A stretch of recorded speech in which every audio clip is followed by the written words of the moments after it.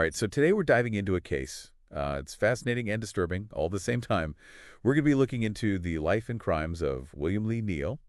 You might know him as Wild Bill Cody. Oh, yeah, I've heard that one before. Yeah, he's a convicted serial killer.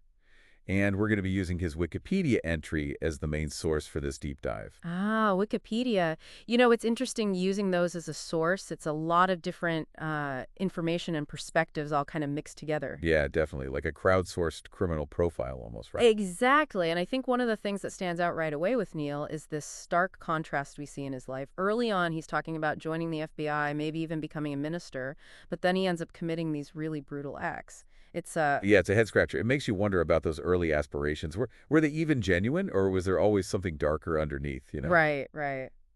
Well, let's start with his early life. We know Neal was born in Virginia. He grew up in a military family. Okay, so structure, maybe.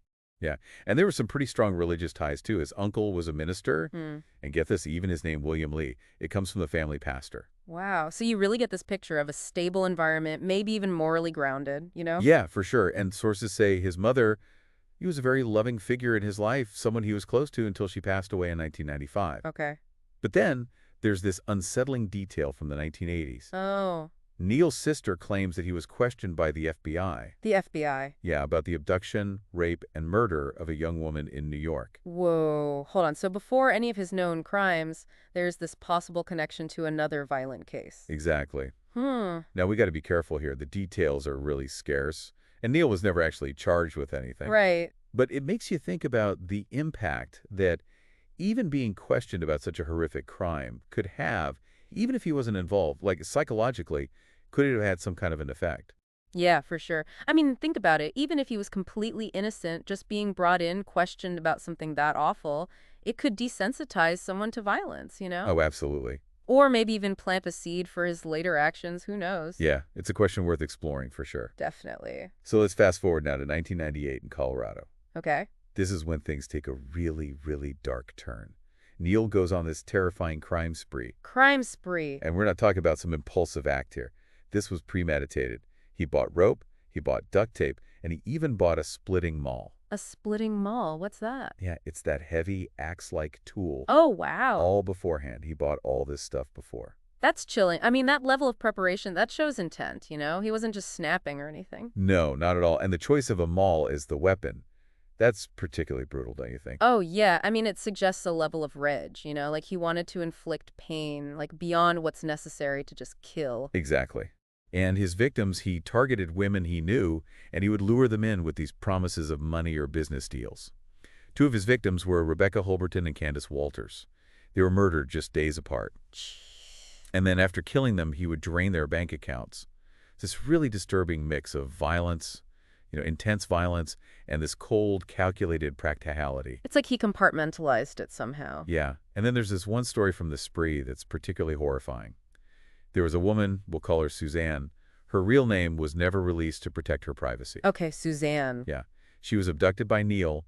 He tied her to a mattress, blindfolded her, gagged her. Oh, my God. And it wasn't just about control. I mean, Neal, he wanted to torture her psychologically. Really? Yeah, he forced Suzanne to touch the skull of one of his victims Oh, God. and made her listen to him kick the body. That's just, I can't even imagine the terror. It's unimaginable. And then, right in front of Suzanne, he abducts and murders Angela Pife. She was a woman that he had some kind of business relationship with. Jeez. But then, get this, after all of that, he unties Suzanne. And he tells her and her roommate and a friend, he tells them all to wait to call the police. Wait, why the delay? Like, what was he trying to do? I don't know, maybe he thought he could use the time to escape or manipulate the situation further. It's hard to say. Yeah, you're right. But thankfully, his plan failed. I mean, Suzanne, she was incredibly brave, defying his orders and contacting the authorities. Absolutely. But here's where things get even more strange. Neal starts communicating with the police, even though he knows they're onto him. So he knew the net was closing in. Yeah, and he refused to surrender without talking to a lawyer first, which, that's his right. Right. And that's where Deputy District Attorney Mark Pautler comes in. And this is where things get really complicated. Complicated how? Because Pautler decides to play kind of a risky game. What do you mean? What did he do? He calls Neal, but he pretends to be a defense attorney.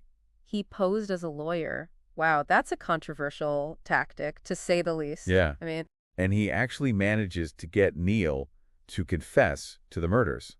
all over the phone. Over the Over phone. the phone. And without informing him of his Miranda rights, the whole, you have the right to remain silent, all that. So no Miranda rights. Yeah, that raises some serious questions about ethical boundaries in law enforcement. I mean, was this just clever police work or was it a step too far? It really highlights that gray area where pursuing justice might clash with individual rights. Exactly. And as a matter of fact, Potler was disciplined for his actions later on. He was. Yeah. Wow, so successful but questionable, huh? Yeah, you could say that. So Neal, thinking he's talking to his lawyer, he spills all the details of these horrific crimes. So where do we go from here? So he basically confesses to everything, thinking he's talking to his lawyer, right? Yeah, and with that confession, I mean, it was pretty much game over. Neil agrees to surrender and he's taken into custody. But even though the arrest, like we said, came about through some, let's say, questionable means, Right, he still ends up pleading guilty he did. to 3 counts of first-degree murder, 3 counts of sexual assault, Wow. kidnapping, menacing, a whole bunch of other charges. I mean, the list goes on and on. It seems like he wanted to avoid a trial altogether. Maybe he felt like with the confession and everything, the evidence was just too overwhelming. Yeah, yeah. Maybe there was just a sense of, I don't know, resignation, Right. a willingness to just accept responsibility for what he did. Yeah, could be. And then during the sentencing phase, the prosecution, they decide to play that long confession that he gave to Potler over the phone. Oh, wow, so they played the whole thing. Yeah, can you imagine being in that courtroom, hearing Neal's own voice so matter-of-factly describing these just brutal, brutal acts? Chilling. It must have been absolutely chilling. Yeah. His defense team, they tried to argue that his guilty plea shouldn't count. They claimed he wasn't mentally competent to make that decision. Interesting. But the judge didn't buy it. Didn't buy it. So in September of 1999, William Lee Neal, he's sentenced to death. Sentenced to death. Seems like a fitting punishment, considering the crimes. Yeah, you would think that would be the end of the story, right? Right. But it isn't. What happened? In 2003, his sentence is commuted to life in prison. Oh, wow. So no death penalty. Nope. That must be a tough pill to swallow for the victims' families. To have that, I don't know, that sense of finality of justice being served, taken away. It's a complicated issue for sure. Some people, they find solace in the death penalty. For them, it's closure. But for others, maybe life in prison, that's a harsher punishment. Having to live with what you've done every single day. Yeah. And speaking of the families, I mean, Rebecca Holberton, Candace Walters, Angela Fife, their lives were completely shattered by Neal's actions. Right. Unimaginable, really. But, one thing that's always struck me is how, in these cases, so often the families of the victims, they find strength in supporting one another. Yeah. It's a real testament to the human capacity for resilience, even in the face of something so awful. It really is. There's one more detail about this case that I keep coming back to it. What's that? Neal was married 4 times. 4 times. Wow, okay. And according to the sources, his ex-wives, they've stayed in contact with each other since his arrest. Really? They still talk to each other? That's interesting. It makes me think about what kind of man he was to these women. And what were those relationships like? Right, right. Did they have any idea about the darkness inside him? Yeah. I mean, it just adds this whole other layer of complexity to the story. This guy, he talks about being in law enforcement, about religion, but he's capable of these terrible things. And then you have these women who were connected to him in such a personal way, and they're left trying to understand it all. It just goes to show you there's always more to uncover. More layers to the story than what you see in the headlines. The human story behind it all. Absolutely. So where do we go from here? We've talked about Neal's upbringing, the crimes themselves, the controversial arrest, the sentence, everything. But what does it all mean? Yeah, it's almost like we've ended up with more questions than answers. I think that happens a lot with these deep dives. You start with a name, a Wikipedia page, and you end up down this rabbit hole of contradictions. What stands out to you as the most, I don't know, intriguing part of this whole thing? For me, it's got to be that flash between Neal's early aspirations and, well, his actions. Those dreams of law enforcement or the ministry. I mean, were those ever even real? Or was it all just a front? Like he was almost living a double life? Yeah, it's a fascinating duality for sure. And it kind of brings us back to that unconfirmed incident from the 80s. What if he really was questioned about that abduction and rape and murder back then? Could that experience, even if he was innocent, could it have, I don't know, twisted his sense of right and wrong somehow?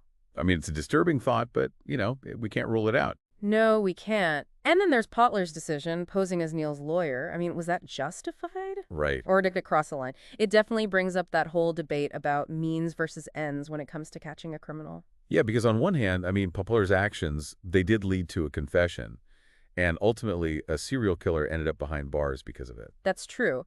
But on the other hand, it raises concern about, the legal system, the potential for abuse. Definitely. So where does all this leave us? What can we take away from this deep dive into William Lee Neal? Well, I think it reminds us that evil can be deceptive. It can hide behind what seems like a normal life, normal aspirations.